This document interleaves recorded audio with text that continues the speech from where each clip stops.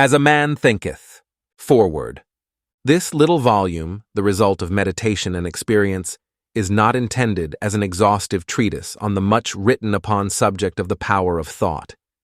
It is suggestive rather than explanatory, its object being to stimulate men and women to the discovery and perception of the truth that they themselves are makers of themselves. By virtue of the thoughts which they choose and encourage, that mind is the master weaver, both of the inner garment of character and the outer garment of circumstance, and that, as they may have hitherto woven in ignorance and pain, they may now weave in enlightenment and happiness. James Allen, Broad Park Avenue, Ilfracombe, England. Thought and Character. The aphorism, "As a man thinketh in his heart, so is he," not only embraces the whole of a man's being, but is so comprehensive as to reach out to every condition and circumstance of his life. A man is literally what he thinks, his character being the complete sum of all his thoughts. As the plant springs from, and could not be without, the seed, so every act of a man springs from the hidden seeds of thought, and could not have appeared without them. This applies equally to those acts called spontaneous and unpremeditated, as to those which are deliberately executed. Act is the blossom of thought, and joy and suffering are its fruits. Thus does a man garner in the sweet and bitter fruitage of his own husbandry. Thought in the mind hath made us.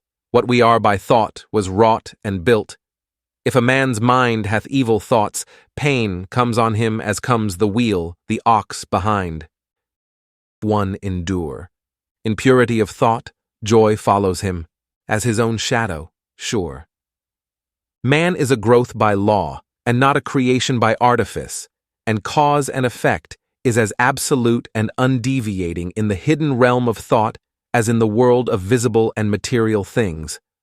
A noble and godlike character is not a thing of favor or chance, but is the natural result of continued effort in right thinking, the effect of long-cherished association with godlike thoughts.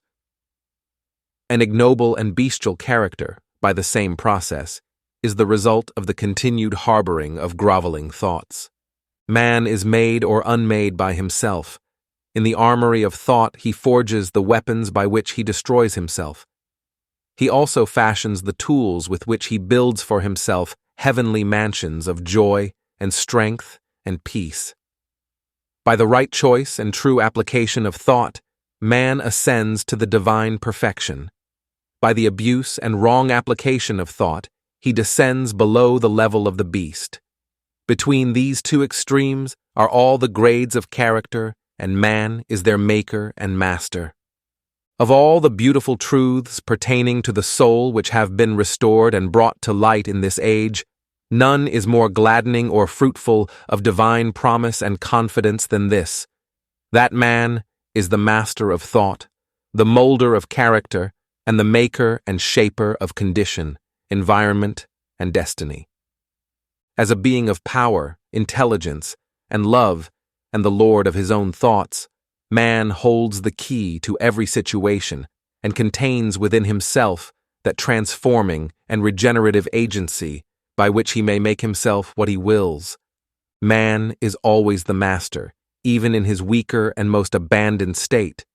But in his weakness and degradation, he is the foolish master who misgoverns his household. When he begins to reflect upon his condition and to search diligently for the law upon which his being is established, he then becomes the wise master, directing his energies with intelligence and fashioning his thoughts to fruitful issues.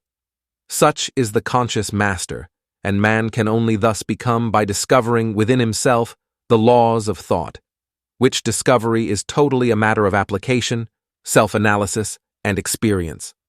Only by much searching and mining are gold and diamonds obtained, and man can find every truth connected with his being, if he will dig deep into the mine of his soul, and that he is the maker of his character, the molder of his life, and the builder of his destiny, he may unerringly prove if he will watch, control, and alter his thoughts, tracing their effects upon himself, upon others, and upon his life and circumstances, linking cause and effect by patient practice and investigation, and utilizing his every experience, even to the most trivial, everyday occurrence, as a means of obtaining that knowledge of himself which is understanding, wisdom, power. In this direction, as in no other, is the law absolute that he that seeketh findeth, and to him that knocketh it shall be opened. For only by patience, practice, and ceaseless importunity can a man enter the door of the temple of knowledge.